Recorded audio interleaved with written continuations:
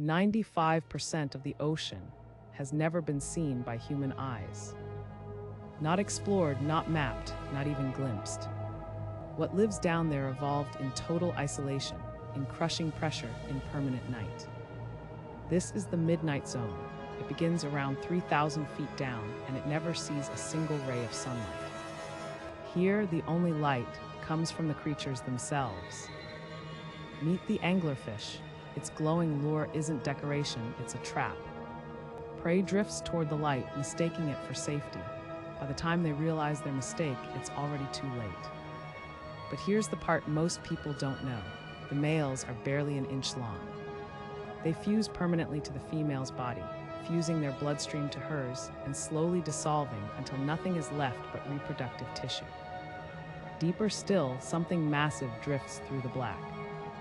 The giant squid, an eye the size of a dinner plate, built to catch the faintest flicker of light in absolute darkness.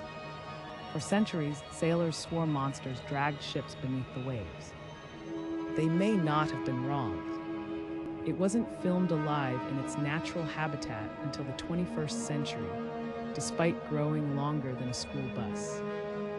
Now descend further, past where light could ever reach, past where pressure alone would crush a human body instantly.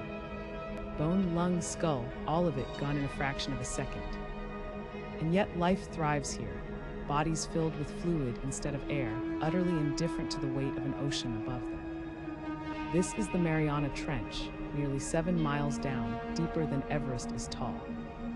They named its deepest region after Hades, the Greek underworld. It seemed fitting. When a whale dies, its body doesn't just disappear. It sinks slowly for weeks until it reaches the seafloor and becomes an entire ecosystem. Scientists call it a whale fall. Some species exist nowhere else on Earth, living only on the bones of the dead for 50 years or more.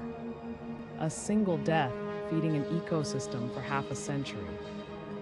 Sperm whales dive over a mile deep to hunt giant squid in total darkness. The circular scars covering their skin are evidence of battles no human has ever witnessed. In 2012, hydrophones picked up a massive, unexplained sound from deep in the Pacific. They called it the bloop. For years, nobody could explain it.